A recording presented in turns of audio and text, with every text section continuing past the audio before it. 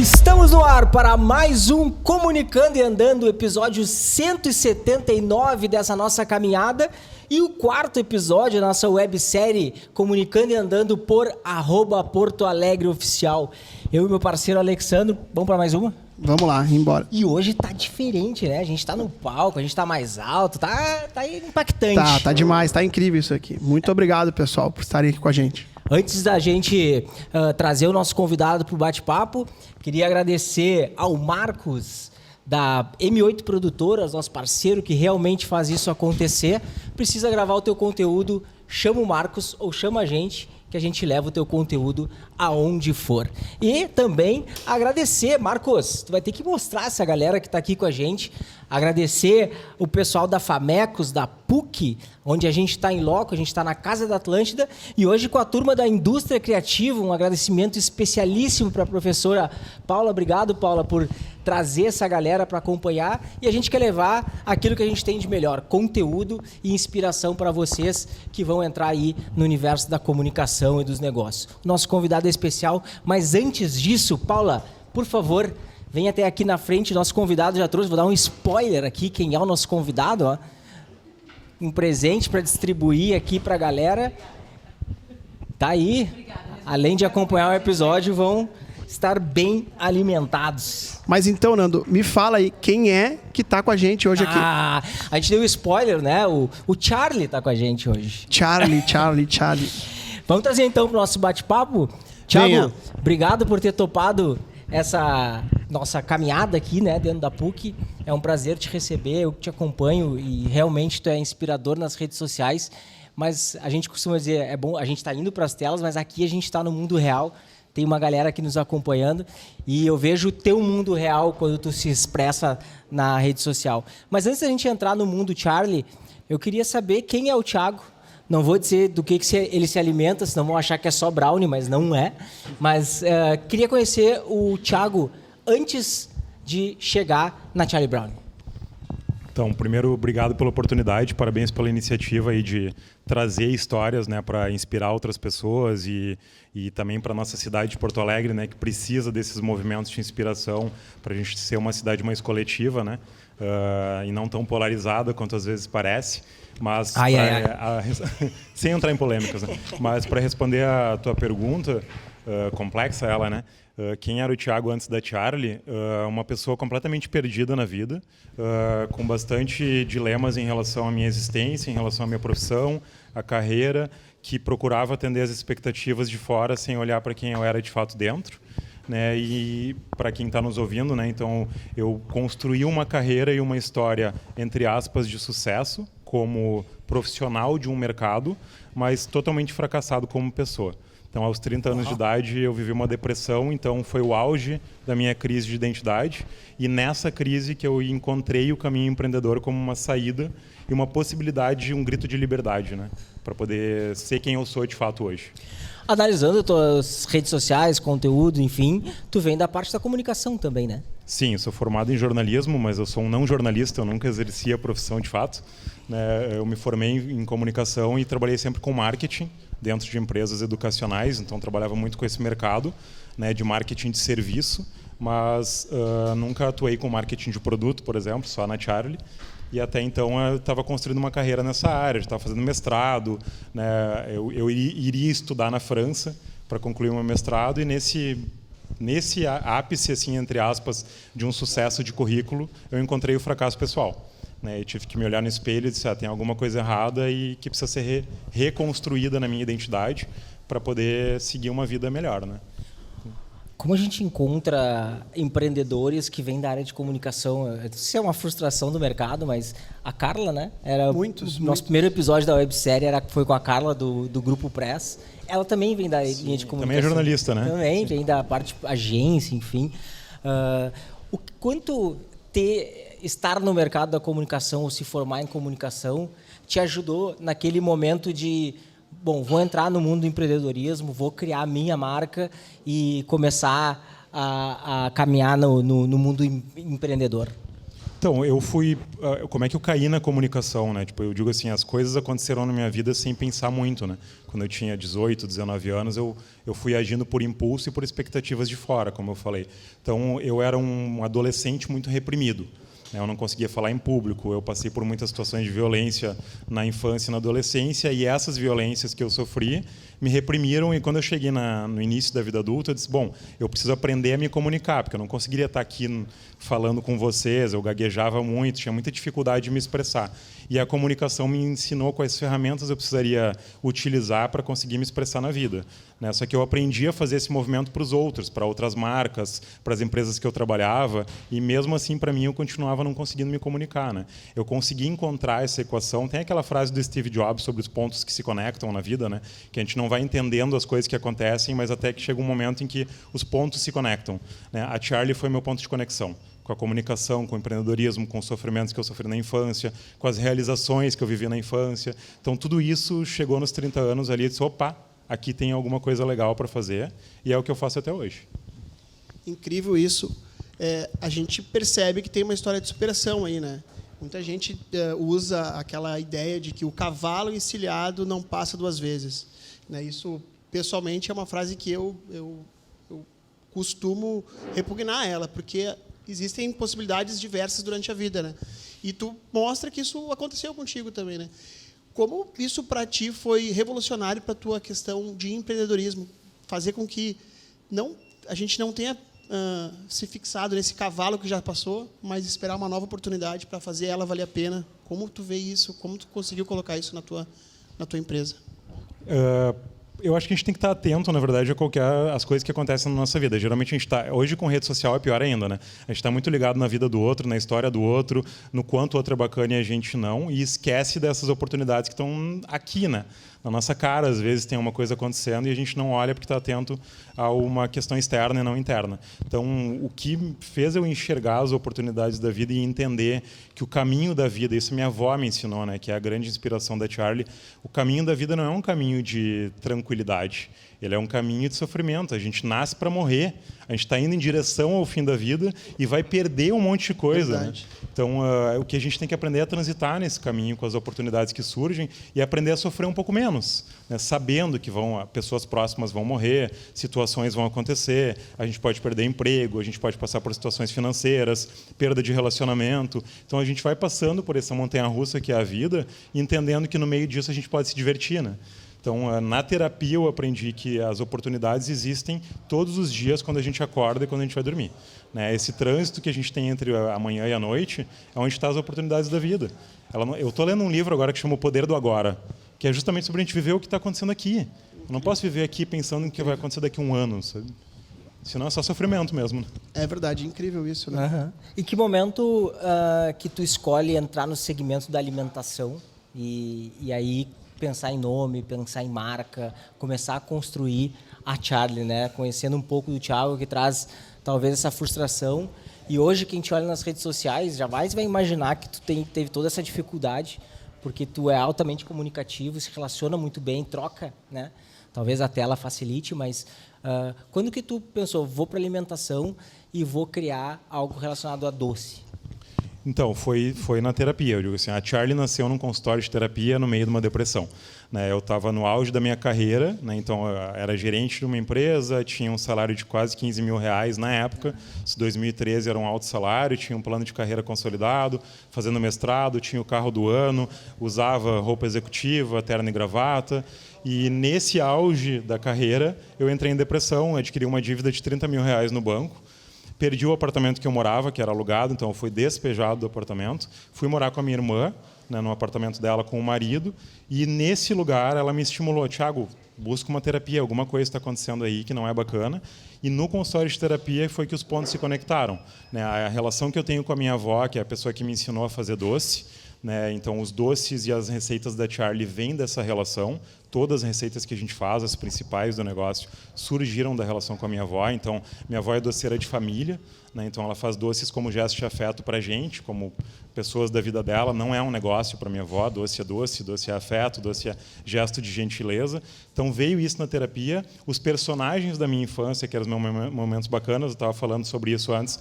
A Fantástica Fábrica de Chocolates é uma das referências do nome. Quem conhece a história do Charlie da Fantástica Fábrica, do menino pobre, mas que pelos valores virou herdeiro do Willy Wonka, e o Charlie Brown, que é um menino que só tem um fio de cabelo, que até o cachorro dele é mais inteligente que ele se considera azarado e tudo mais. Então, esses personagens da minha infância, junto com a história com a minha avó e com a depressão que eu estava vivendo, se transformaram num canvas, que eu montei, né, com o meu conhecimento de marketing e administração. Eu montei ali a partir do livro Business Model Canvas. Eu fiz uma proposta de valor para o negócio, só que era aquela coisa, quando tu está na depressão, tu não acredita que as coisas vão acontecer, né? Estava no fundo do poço, né? Estava no buraco. Disse, bom, está aqui o desenho, está aqui a história, está aqui a proposta de valor, está aqui a ideia, mas eu nunca vou conseguir tirar isso do papel. Então, mas na terapia, junto com o apoio de amigos, eu fui entendendo que poderia acontecer alguma coisa bacana a partir daquela ideia, e foi o que aconteceu. É incrível, né? Porque já é o segundo episódio Exatamente. que a saúde mental passa como um assunto de centro, né? Conecta, né? Muito. Até no último episódio, que foi com o Arthur, do Brasco, ele e o sócio dele têm como lema: os dois obrigatoriamente têm que fazer terapia.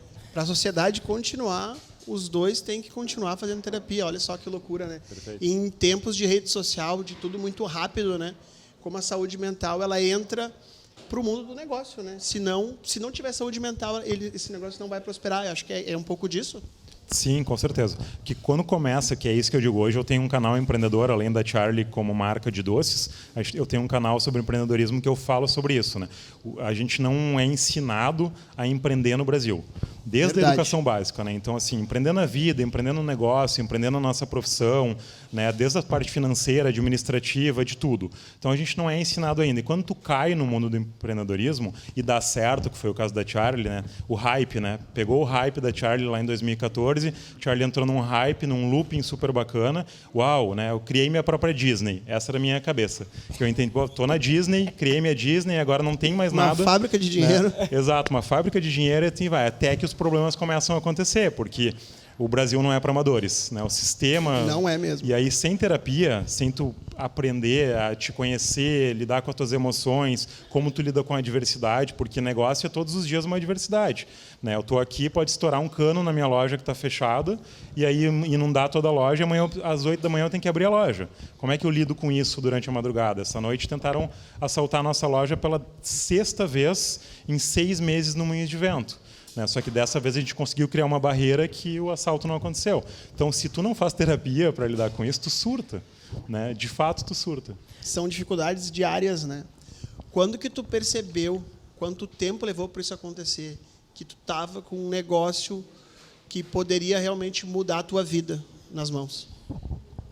Eu demorei para me dar conta, tá? Primeiro foi assim, aquela euforia de eu criei a minha Disney. Então, assim, os 2 primeiros anos da Charlie, quando deu muito sucesso e muito dinheiro, né? Entrou muito dinheiro na conta do negócio, e eu disse, nossa, tô feito na vida, né? Essa era a minha sensação. O ruim é que sai também. Na época, se eu tivesse feito os investimentos certos na época, eu teria dado certo, mas eu não tinha educação financeira como pilar ali, então eu fui como aventureiro mesmo, seguindo a proposta de valor. Quero montar negócio, daí eu montei o bar na Cidade Baixa, né? E aí assim, a gente já tinha uma loja no Montserrat, que deu muito certo, uma loja muito enxuta, e eu saí do mercado de cafeteria que eu estava aprendendo a administrar e resolvi empreender num bar na Cidade Baixa, que era um bar, cafeteria e confeitaria, tudo junto, estendendo o negócio. E aí tem uma frase que eu aprendi com a Luísa Trajano, que fala que quando você dobra o teu negócio, você dobra o teu faturamento, você dobra a sua despesa, mas não dobra o seu lucro. E ali eu comecei a passar por muitos problemas, porque dobrou a estrutura do negócio, a gente passou de 6 funcionários para 20 funcionários, não era mais uma operação de café, era uma operação que trabalhava com a noite. Trabalhar com bar é muito complexo, eu nunca mais quero ter um bar na vida. Então, assim, 2020 a gente fechou por causa da pandemia, eu nunca mais quero voltar para esse mercado, porque não é da minha realidade, não é do que eu acredito, porque para quem vê um bar bacana acontecendo, não olha para um bar operando de terça a domingo, com um movimento que não tem na terça, na quarta e na quinta, quinta, com o que acontece num banheiro de um bar, com o comportamento das pessoas que se alcoolizam dentro de um bar e por aí vai. Então, assim, hoje, olhando para trás, foi o meu maior erro empreendedor, foi investir num bar porque eu queria viver a adolescência que eu não vivia aos 16 anos. Então, foi um comportamento completamente imaturo de negócio ter feito isso. E aí faltou maturidade de empreendedor mesmo, sabe? E essas turbulências do empreendedorismo, em algum momento, te trouxeram de novo para aquele passado que tu queria sair quando tu fez a Charlie? Sim. Vários momentos, né? Hoje são cíclicos os momentos. Assim, a gente passa por altos e baixos. Eu sempre associo a uma metáfora da montanha-russa porque é isso, né? A gente está ali vivendo vários loopings, tu entra no carrinho e nunca mais sai, né? E vai nessa, né? E vive essa emoção dia a dia, mês a mês, ano a ano. Eu nunca imaginei que a gente ia passar por uma pandemia e sobreviver a uma pandemia como negócio, né? Então, ali foi um momento que eu achei que tinha acabado tudo, que eu ia voltar para a estaca zero, como foi 2013, quando eu estava em depressão. Então, eu achei que ia reviver tudo aquilo. E eu precisei tomar atitudes muito duras para sobreviver como negócio. Depois, ano passado, na calamidade, né, tipo, a gente fechou um contrato para abrir nossa maior loja, que é a loja do Moinhos de Vento, né, que a gente fechou esse contrato em janeiro de 2024. A ideia era que a loja abrisse em junho de 2024 e em maio a gente teve uma enchente em Porto Alegre que parou a cidade, né? E ali a gente perdeu capital, perdeu, né, contratos que a gente tinha assumido. A terceira data mais importante do ano, que é o Dia das Mães, a gente não faturou e tinha que pagar as contas desse negócio que estava em vias de abrir, né? Então, tudo isso é o tempo todo, né? Digo, hoje eu já estou um pouco mais tranquilo em relação a transitar nessa instabilidade que é manter um negócio no Brasil. Mas que a gente passa por altos e baixos o tempo todo, passa. É uma ilusão achar que vai chegar no patamar de vitória, conquista e felicidade. Não existe isso. Não, né? Ô, Thiago, tu sempre foi muito realista no mundo digital, inclusive na própria pandemia, acho que tu sempre expôs, né? Que, vou fechar, eu estou quebrando, ou seja, mostrando realmente o lado real do empreendedor. Mas, só para eu pegar o gancho de uma cronologia, a Charlie, ela já nasce com um ponto físico ou tu segue aquela rotina de quem trabalha com doces de primeiro eu vou vender na faculdade para meus amigos, depois eu começou a dar certo, e agora eu vou abrir um ponto. Como que é o início do mundo físico ou da tua jornada ali? Então, o início mesmo foi uma festa junina num colégio particular de Porto Alegre, que eu montei uma banca de doces, né, e vendi ali 600 fatias de brownie, 200 trufas, acho que foi isso, numa festa junina de um colégio em que eu produzia na casa de amigos. Eu estava lembrando que eu não tinha apartamento, estava na casa da minha irmã. Então, eu produzi na casa de amigos, contei com a ajuda de amigos, botei essa banca, montei uma página no Facebook, né, e aí na página do Facebook era onde eu tinha o canal de comunicação com as pessoas que quisessem comprar o produto. Durante 8 meses, a Charlie funcionou assim. Né? Era uma página no Facebook, eu produzindo no amadorismo. O normal de quem tem doces. Não tinha CNPJ, não tinha nada estruturado. Eu estruturei o negócio a partir de março de 2015, quando a gente alugou a unidade da Marilã, ali 1270, no Montserrat, e aí começou a construção de uma loja. Então, foi mais ou menos quase um ano depois de ter começado. Quando tu abre a loja, que acho que enquanto não tem no dia 5 o aluguel, não tem o imposto para pagar porque ainda é informal, quando tu abre a loja, o que tu identifica que é mais difícil? Produzir, comunicar ou vender?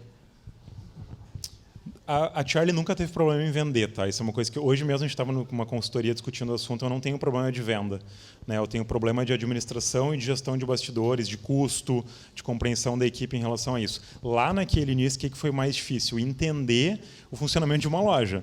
Como é que funciona uma cafeteria? Como é que eu sirvo? Como é que eu emprato? Não sabia nada. Não sabia extrair um café. E abriu. Então, vamos lá. Abri, exatamente assim. Era eu e minha sócia, né, a Natasha, que ficava na loja atendendo os clientes e eu nos bastidores produzindo. E empratando e fazendo as coisas acontecer. Mas a gente não sabia fazer absolutamente nada. A gente foi descobrindo errando. Né? Abriu, atendeu, os clientes reclamaram. Só que aí é onde eu ganhei as pessoas, né? Comunicando isso na rede social. Não sei abrir uma loja, eu não sei servir um café. Se tu vier aqui, compreenda que eu não sei. Né? Estou aprendendo. Então, a gente sempre foi muito franco em relação a todas as etapas do negócio e as pessoas ficam mais solidárias a ti quando tu é muito verdadeiro e franco, né? Então, assim, não é Mas o pessoal falsear tem uma medo verdade. de fazer isso, não Oi? sente? O pessoal tem medo de se mostrar Sim, por esse lado. muito. Eu não tenho medo, eu digo assim, a minha cara tá a tapa desde que eu comecei a... Desde que eu entendi que eu precisava colocar minha cara a tapa, eu botei e nunca mais tirei. Então, assim, hoje é assim a vida, o negócio é assim, depende disso. Hoje eu tenho clientes muito fiéis ao negócio que compram desde a festa junina desse colégio. E é muito legal ouvir eles, porque eles viram todo esse crescimento, todos esses altos e baixos que a gente passou nesses 11 anos de negócio. Então, é uma relação quase de família, sabe? Sim. Não, a loucura é que a próxima pergunta era sobre o storytelling e confeitaria, né? Então, vamos pular ela, porque era de onde surgiu a ideia, de como é que foi para introduzir o storytelling em confeitaria. E é muito a verdade do que tu passa no teu dia a dia, né? Isso, Sim. né? Dificuldades, né? E o próprio storytelling de usar as tirinhas, né, do Charlie, ele facilita porque tu consegue contar muita história ali, botar a tua verdade também dentro de um personagem. Muitas vezes teve esse conflito entre o personagem Thiago, ou Charlie Brown, e o próprio Thiago? Sim, muitas vezes. Tipo assim, eu já fiz essa confusão, né? Quem sou eu, quem é o negócio, quem sou eu como marca, quem sou eu como pessoa, porque como é a minha história que está nos bastidores, elas se misturam, né? Sim. Hoje, com muita terapia, eu consegui separar, né? Quais são os momentos em que eu sou Charlie, que eu sou Thiago, quando cabe um, quando cabe outro. Mas ali o que fica? Eu sempre digo assim, o meu negócio é o meu melhor. O que eu tenho de melhor para entregar para as pessoas é o que eu faço com essa marca e com esse projeto, né? Eu nem chamo o negócio de negócio, eu chamo de projeto. Porque ele é um projeto, ele não é só um doce. O doce, para mim, é um veículo de comunicação. Se tu pegar essa embalagem, tem uma historinha, tem uma mensagem nela, né? Todas as embalagens, a rede social tem mensagem, os projetos sociais que a Charlie faz têm mensagem. Então, assim, tem um sentido de bastidor que se sustenta essa história, que tem a ver com os meus valores que eu aprendi com a minha avó. Então, o que sustenta a marca é a essência do Thiago, mas não tudo do Thiago. Tem coisas do Thiago que ficam na minha vida particular mesmo e eu tenho que separar isso mesmo. Senão vira uma confusão, né? Sim. Né? E não pode ser uma confusão. Claro. Tem um momento, em vários episódios a gente identifica o ponto em que o empreendedor diz assim, deu certo, agora vai bombar. E tu, várias vezes, tu disse, deu certo, depois não deu porque tu fechou. Como que tu vive essa sanfona da Charlie? Porque a Charlie já chegou a ter quantas lojas, depois fechou e depois vamos de novo e abre outra. Aí tu arrisca de novo. Parece que tu tem a sensação de não estou indo, ou tu consegue entender que tudo tem um ciclo, se não está dando certo, vamos fechar e bola para frente. No início foi mais difícil, porque assim, fechar a loja da Marilã, que foi a nossa primeira loja, a loja que eu botei o meu 13º salário, fiz um empréstimo pela primeira vez para abrir aquela operação, todos os meus sonhos que estavam naquela operação, que iniciou quando a gente teve que abrir mão dela, foi que eu caí na real em relação ao negócio. Né, tipo assim, o próprio pub, né, porque o pub era homenagem a Amy Winehouse, ele tinha uma parede de 2 metros, que é homenagem a Amy, que tem uma relação com eu tenho uma relação com a história da Amy, sou apaixonado pela história dela, então eu queria homenagear. Então assim, tinha muitos ideais ali que quando tu começa a pintar a parede e desfazer aquilo que tu montou, é muito complicado porque tu tem um apego, é como se fosse a tua casa, é um vínculo que tu cria como se fosse um filho, inclusive, né, o negócio. Mas tu tem que aprender a desapegar, assim, para te sobreviver a um negócio ao longo do tempo, né? Porque a gente tem o ciclo de que a maioria dos negócios no Brasil eles fecham em 5 anos, no ramo de alimentação em 3 anos. Né? Então, assim, é um ciclo muito curto porque o Brasil não favorece o empreendedorismo como deveria. Né? Então, tu tem que aprender para te transitar por 11 anos com isso só desapegando, né? E entendendo que às vezes vai fechar, às vezes vai abrir. A Charlie já chegou a 6 operações, caiu para 2, hoje tem 5. Eu já quero reduzir para 3 de novo, porque daí vem junto com as questões de eu tenho 42 anos. Eu não quero mais o desgaste que eu tenho 62 funcionários. Né? Hoje tem 62 pessoas que dependem da minha conduta, da minha ação, e às vezes eles representam, ou eles fazem coisas no dia do meu negócio que não representam o que eu acredito.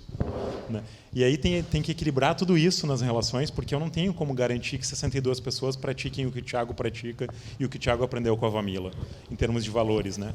Cara, então, isso é muito complexo. louco. É muito louco. E é uma das perguntas, né? São 62 pessoas, e o que tu espera dessas pessoas? Qual é o critério para te selecionar, ou as pessoas que selecionam para ti tem que ter para contratar alguém para trabalhar contigo e seguir a linha lógica do que tu pensa, do que a tua avó te passou e o que tu...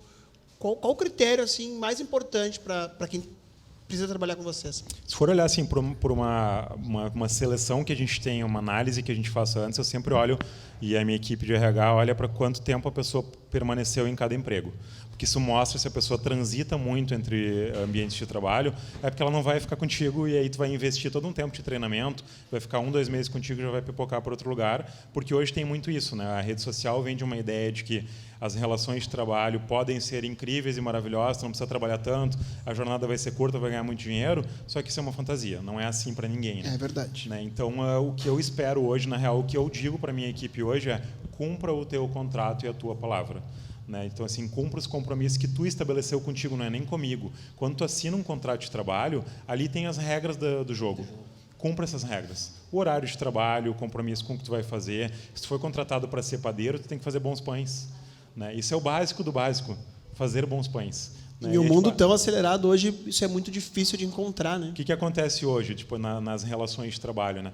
Hoje eu estou triste, então o meu pão vai ficar triste. Hoje eu estou feliz, então o meu pão vai ser incrível. E as pessoas querem que as emoções ditem o negócio, só que não pode ser assim. Tu tem que aprender a lidar com as tuas emoções na hora que tu tem que fazer o trabalho técnico, é o trabalho técnico. Hoje eu estou triste, estou incomodado porque minha ex acabou comigo, então eu vou lá e distrato o cliente. Acontece isso. E a pessoa justifica com isso. Eu disse, bom, né, isso é questão da tua vida particular, a gente pode te dar um suporte de bastidores, mas na hora que o cliente entra no teu negócio, ele não tem culpa do que aconteceu na tua vida pessoal. E a gente mistura tudo hoje e, infelizmente, as relações de trabalho elas estão muito complexas, porque a rede social e o MasterChef, que seja doce, esses programas de gastronomia, eles vendem uma mentira. Não é assim que acontece na prática do mercado. E aí tem chefes de cozinha, que nem o Ícaro Silva, que está no programa que tem hoje ali na Globo, que é gaúcho e não é meu amigo, mas a gente tem relação, já conversou algumas vezes, ele conhece a realidade de cozinha. Né? Uma cozinha de um salgado, por exemplo, é muito complexo de trabalhar. E para querer trabalhar numa cozinha, não é ver o MasterChef e achar que tu vai virar o chefe maravilhoso que faz o trabalhinho bonito para postar na rede social. Vendo tu falar e usando as tuas referências das redes sociais, tu traz muita inspiração para as pessoas. E acho que dentro da tua jornada, em algum momento, tu foi um empreendedor sozinho e tu fala muito isso. Qual mensagem nesse sentido tu deixaria para aquelas pessoas que hoje, e acho que depois da pandemia, depois das enchentes aqui, potencializou, que são os microempreendedores, os MEIs, que muitas vezes estão numa jornada sozinho e falta aquele empurrão, muitos desistem dentro de uma jornada que não é fácil, como tu vem trazendo, mas como tu enxerga esse cara para que ele daqui um pouco tenha essa mesma visão tua de que chegou o dia da virada? Certo. Lembrando que o dia da virada ele acontece e depois vai de volta. novo e volta, né? É um ciclo. Eu brinco com esse grupo de empreendedores que a gente trabalha hoje para terapia empreendedora, que eu chamo. É assim, tô rico, tô pobre, tô rico, tô pobre. Dependendo do dia do mês, tu tá com a conta lá cheia de dinheiro, às vezes não tem nada. Então, assim, essas oscilações. Mas o que eu diria que é uma frase de uma empreendedora que está no nosso grupo, que é a Pipa Diniz, que ela fala, se for para desistir, deixa para amanhã. Né? Boa. Então, é uma boa frase para empreendedor. E anotar essa aí, anota. De anotar mesmo, porque eu guardei muito isso que ela falou. E tem uma outra que eu ouvi uma vez num encontro acadêmico da URGS, em que eu palestrei, em que o outro colega que falou sobre negócio, ele disse assim, empreender é colocar o melhor de si à disposição do outro. Mas se eu não sei qual é o melhor de mim, eu não consigo empreender. E aí, por isso que é importante a importância do autoconhecimento. Né? Como é que eu posso entregar o melhor de mim para o outro se eu não sei o que é o meu melhor? Não sei naquilo que eu sou bom, né? Então, para os empreendedores que estão lá fazendo em casa, descobre no que tu é bom de fato e segue sendo resiliente, porque é essa montanha-russa mesmo da vida. Tu hoje estava acompanhando um stories que tu postou e tu largou uma frase que até me impactou, talvez por quem te enxerga 5 lojas, aí agora mesmo tu comentou que está pensando em reduzir e tal, e tu usou uma frase, até anotei aqui, estou na fase mais difícil da minha vida. Escolhi viver a fase mais difícil da minha vida. Isso, dentro de um universo, e agora tu contando a história, que talvez as pessoas não tenham conhecimento, tu passou por vários perrengues lá no início, e agora tu considera talvez uma fase difícil. Por que é uma fase difícil para ti? Porque é uma fase de escolhas complexas, né? Porque eu tenho que equilibrar o que eu quero para a minha vida daqui para frente. Eu tenho 42 anos, como eu disse, então já está na hora de fazer escolhas consistentes para o meu futuro. Então, cansei de aventuras, então eu quero mais consistência no negócio, eu quero trabalhar com pessoas que sejam mais autorresponsáveis, então para isso talvez 62 pessoas seja um grupo muito grande, então talvez a Charlie precisa de uma uma reestruturação, que é o que eu escolhi viver junto com a consultoria que eu escolhi trabalhar comigo. Para te ter uma ideia, hoje eu comecei um ciclo na Charlie que o meu ex-diretor do emprego que eu tinha antes de começar a Charlie está atendendo a Charlie a partir de hoje como consultor do meu negócio, sem cobrar nada por isso. E o retorno dele vai ser em cima do retorno que ele me der em termos financeiros.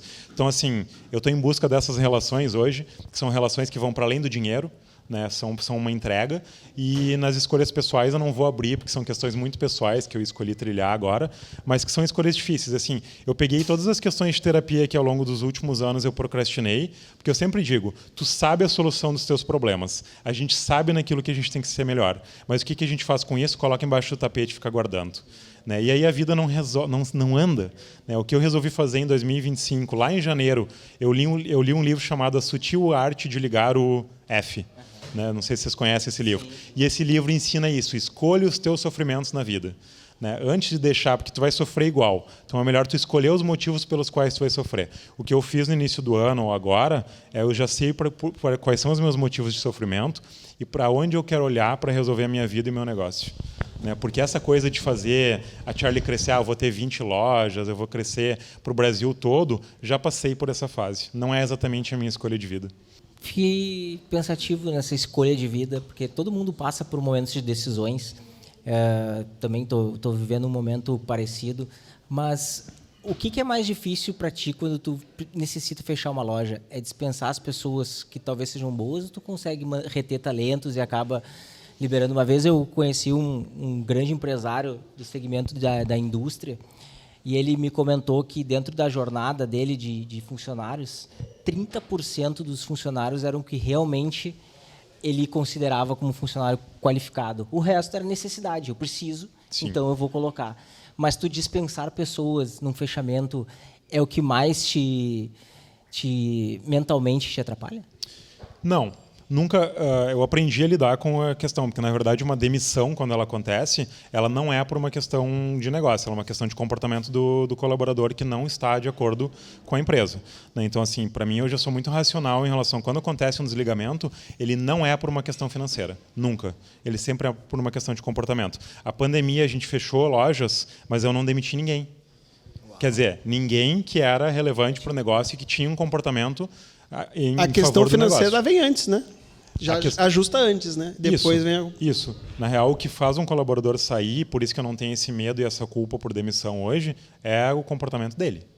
Né? Hoje, na Charlie, todas as pessoas que foram desligadas foi por uma questão de a relação não estava mais saudável e a gente entendeu que não cabia mais. Então, ou o próprio colaborador é conduzido a isso e entender que ele não faz parte, não está alinhado com o propósito da marca, a relação desgastou, ou a gente faz essa opção e desliga sem problema nenhum. Legal, o mundo da tecnologia, de inteligência artificial, cada vez se fala mais que vai perder o emprego, te cuida, senão tu vai perder. Mas acho que para os bons sempre vai ter, né? A NRA, agora, que é essa feira de negócios de alimentação que aconteceu em Chicago, fala sobre a robotização das relações do meu negócio. Então, assim, a pessoa que faz o café hoje, ali, o barista, talvez ele perca a vaga para um robô barista. Tá? Mas nenhum robô substitui um atendimento qualificado. A experiência que eu posso ter, e é isso que está dito na NRA, nada substitui o ser humano na relação com a marca. Então, assim, hoje a grande tendência é os robôs substituem a operação, mas eles não fazem a tua marca acontecer. O que faz a tua marca acontecer são as pessoas. Então, elas não são substituíveis, não. Vai precisar da alma, né? No fim. Exato. E tu comentou aqui que os programas de TV, Masterchef, enfim, esses acabam romantizando a parte empreendedora, né? Tu enxerga que isso atrapalha hoje aquelas pessoas que realmente querem colocar a mão na massa, ou ajuda porque ali tem inspiração também? Na minha visão, da maneira como é conduzido, sem contar de fato o que acontece na profissão de confeitaria, de cozinheiro, etc., atrapalha, né, pela maneira, porque é glamourizado e vem de uma ideia que talvez um ou outro Masterchef atinja. Pode ver o histórico desses programas, quantos desses ganhadores do Masterchef têm restaurantes e mantêm restaurante hoje? Ou quantos estão no mundo da cozinha hoje? Por quê? Porque é glamourizado e a prática da cozinha não é essa. Eu tenho essa crítica e converso, inclusive com cursos cursos de gastronomia e confeitaria de diferentes instituições de ensino. Porque a gente recebe esses profissionais do mercado e eles chegam lá, eles querem mudar a tua receita, eles querem empratar de um jeito diferente, eles querem aplicar só a criatividade e a rotina produtiva de trabalho não é sobre isso. O meu negócio tem 11 anos com receitas, tu não vai chegar em 2025, depois de 11 anos, querendo mudar o meu brownie.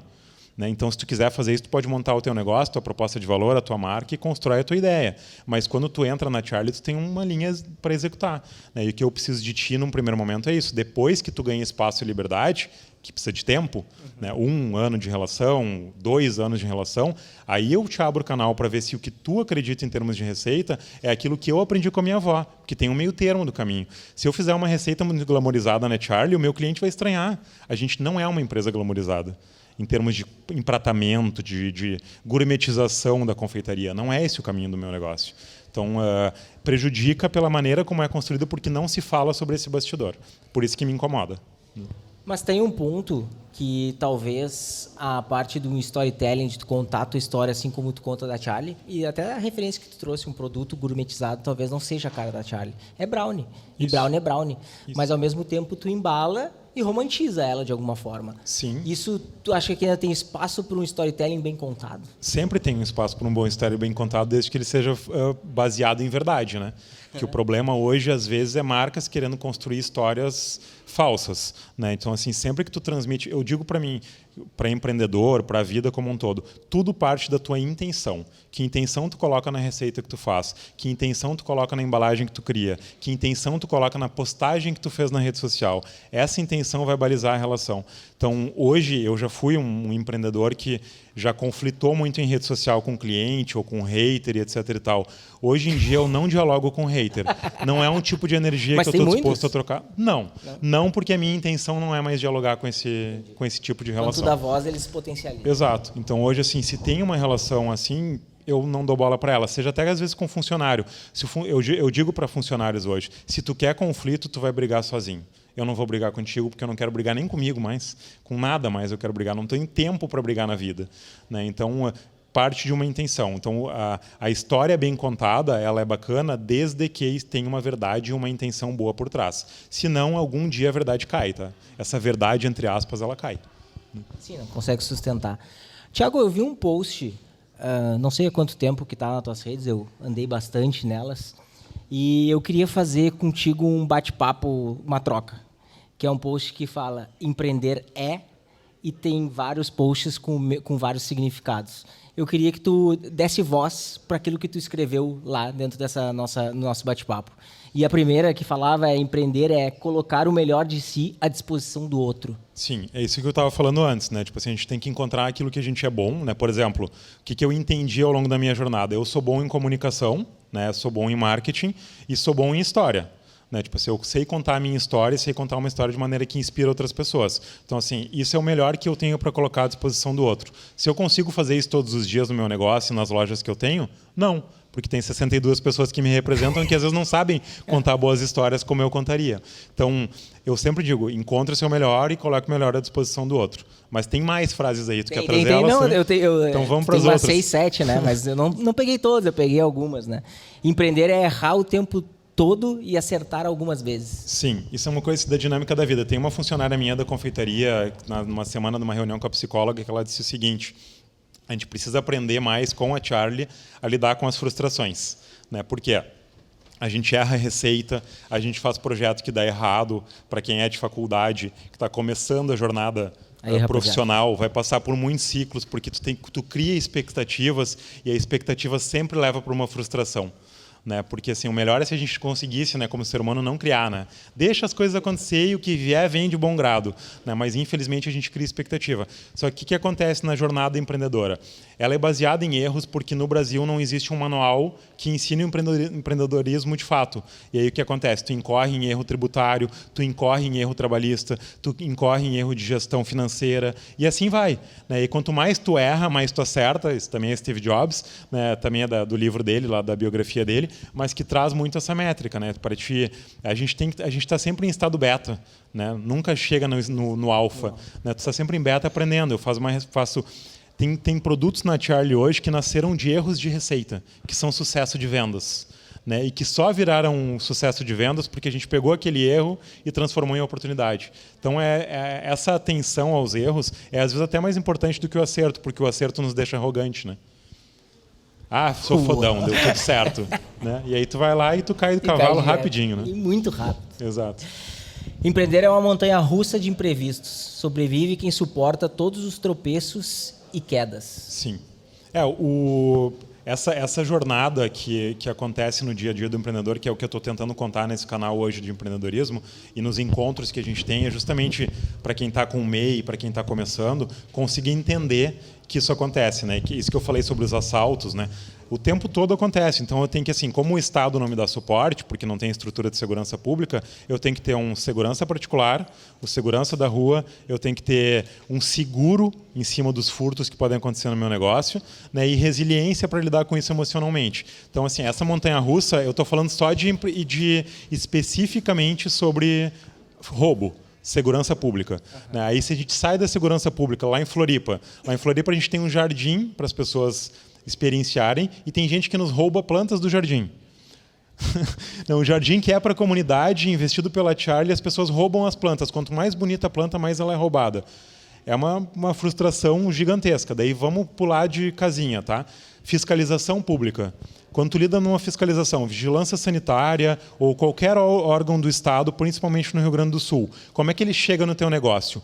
Eu vou te punir, tu está fazendo coisas erradas, eu vou encontrar os teus problemas. Aí tu vai para Santa Catarina, pula o vizinho, né? 400 quilômetros de distância, tu sai de um estado para o outro. Como é que é o fiscal de Santa Catarina? Oi, tudo bem? Como é que está aí o teu negócio? Como é que eu posso te ajudar? Deixa eu ver se está tudo certo. Se não estiver tudo certo, eu vou te explicar o que tu tem que fazer para estar certo. Entendeu a diferença? Aqui o Estado é fiscalista e punitivo. Lá a gente tem um Estado que contribui educativamente para o desenvolvimento do negócio. E eu estou no mesmo país, com lojas em diferentes estados. Então essa é a montanha-russa. E fora isso, tu vai descobrindo coisas no capítulo tributário, financeiro do negócio, que vai virando uma caixinha, é uma caixa de Pandora, que se abre quando cresce o negócio. Então, por isso que os negócios em 3 ou 5 anos acabam ou falindo por questões financeiras, ou o empreendedor desiste porque ele não dá conta de lidar 7 dias por semana, 24 horas por dia com tudo isso que acontece. Eu vou para a última aqui desse bate-bola. Empreender é também procurar ser uma boa pessoa. Não deveria ser qualquer pessoa ser uma boa pessoa? Eu acho que deveria, que também é uma questão, porque daí eu bato na tecla do ensino básico, né? Como eu sofri muita violência na educação básica, na minha formação, porque eu não falei sobre isso, né? Mas as questões que me levaram para a depressão foi a questão da minha sexualidade. Até os 30 anos estava mal resolvido e eu não conseguia dizer eu sou gay. Isso era uma coisa, não saía, tinha uma batata na boca na hora de falar sobre isso, e eu fui me frustrando com isso e não conseguia me olhar no espelho. Isso veio da educação familiar, religiosa e escolar, né, que não me ensinou a ser um indivíduo completo. Né, tipo assim, como é que eu lido com a minha individualidade dentro de um coletivo, né? E aí tu acaba se boicotando, agindo mal, boicotando o Estado, boicotando as coisas que acontecem. E aí o que eu quero dizer com essa frase, tá? A nossa postura ética é o que dita a nossa vida. E o que é a postura ética? Como eu me comporto na vida em relação a tudo. Eu separo o meu lixo dentro de casa, né? Eu separo o lixo seco e orgânico. Ah, mas o Estado não separa direito. Não me interessa. Eu quero saber se eu, como agente desse Estado, se eu faço a minha parte. Como é que eu lido com um morador de rua quando eu encontro um morador de rua na rua? Eu atravesso a rua ou eu tento ajudar? Eu cumprimento, dou um bom dia para esse ser humano ou não? É nesse sentido que eu falo da postura ética e de tu ser uma boa pessoa para ser um bom empreendedor. E essa frase aí eu levo o empreendedor por um caminho de que empreender não é quem tem negócio. A vida é um empreendimento. E ser uma boa pessoa na vida faz parte desse negócio. Que baita forte, ponto, né? Então, meio pastor, né, de igreja. Literalmente foi por isso que eu pensei em fazer esse bate-bola, porque às vezes eu li algo totalmente ao contrário do que tu especificou aí, né? Eu li muito mais tipo, o cara é bom, ele de vez em quando dá uma sobra de comida lá, o que sobrou, enfim. Isso é mais coisas que a gente faz pro nosso ego, né? Não é sobre isso. Né? Ajudar o outro pro nosso ego não é ajudar o outro. Né? Porque, inclusive, se a gente não se ajuda, a gente não ajuda o outro. Né? Também tem esse movimento que é importante ser feito. Né? Às vezes o que a gente lê na internet, no digital, não é muito o que tu tá querendo transmitir, né? Claro, tu fala, eu entendo também muito o que tu fala ali, Mas foi muito bacana entender a tua inspiração para escrever cada frase ali, né? Acho que a gente caminha para o nosso final do episódio, mas como a gente está dentro da PUC e veio algumas perguntas aqui, eu vou trazer algumas, tu respondeu, daqui a pouco vale dar mais uma pincelada aí nesses assuntos. Então a Paula mandou aqui, como você pensou a comunicação da Charlie e a relação com o seu público? Eu acho que isso é legal. Tu falou da marca em si, mas não falou o perfil que tu pensou na Charlie. Eu acho que ela trazendo a questão do público, acho que é um ponto legal da gente debater. Quem é o público da Charlie? O público que eu desenhei no Canvas e que eu busquei lá quando eu fiz o planejamento da ideia do negócio era né? Eu estava buscando um público jovem adulto. A ideia era um público que fosse formador de opinião.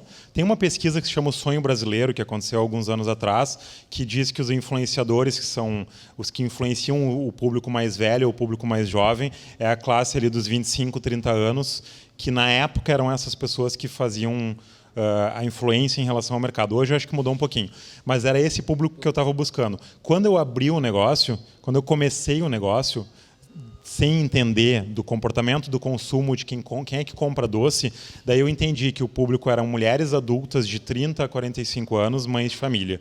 Né? Esse é o público principal da Charlie hoje, né? Mas não significa que a gente não trabalhe com outros públicos. Se eu for olhar especificamente para a Zona Sul de Porto Alegre, eu trabalho com um público específico. Bonfim, outro público. Montserrat, um público parecido com Moinhos de Vento.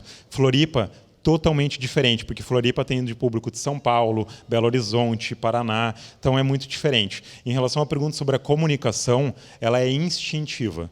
Não existe um planejamento de comunicação na Charlie. Ele acontece de acordo com o que a gente sente e faz. Né? Então não tem um plano do ano, um plano do semestre. Claro, tem ali as datas. Só uma linguagem visual, o resto. Uma linguagem visual e uma maneira de se comunicar. A tirinha é uma maneira de se comunicar que a gente entendeu. Tu vê, na época quando eu comecei o negócio, eu fazia uma pós-graduação na Fundação Dom Cabral. E eu falei com o professor da época de administração, com aconselhamento sobre o meu Canvas, e eu perguntei para ele: eu posso me comunicar? O que tu acha de comunicar com tirinha? Tiago, isso é coisa dos anos 60. Não funciona. Eu disse, tá, mas e se eu gosto de comunicar assim? Não. Hoje a linguagem é completamente outra. Então, às vezes, a verdade do outro, ou a verdade técnica, não é a verdade para todo mundo. E aí eu segui o meu instinto. Né? Eu gosto de tirinha, eu gosto desse tipo de comunicação, a inspiração vem desse lugar infantil, e eu quero comunicar a partir dessa história. Né? Então, mais ou menos por aí, mas é instintivo. Perfeito.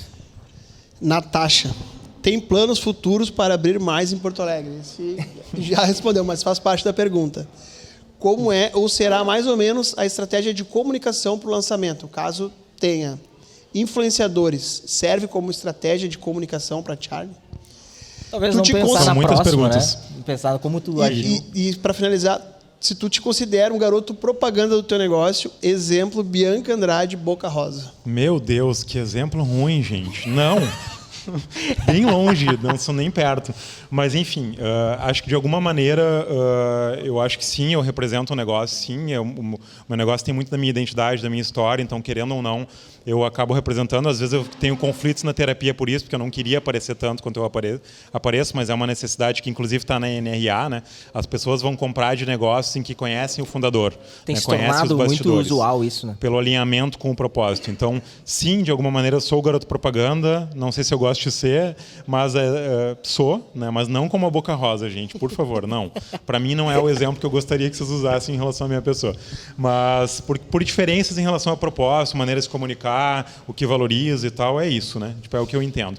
Sobre investimento em novas lojas, nesse momento não. Hoje eu penso em fechar operações porque eu quero concentrar mais no propósito do negócio. Isso não significa que a Charlie vai ser reduzida. Significa que a gente vai focar no que dá mais certo e aumentar a nossa produtividade em cima daquilo que funciona de fato. Então, talvez a gente feche operações.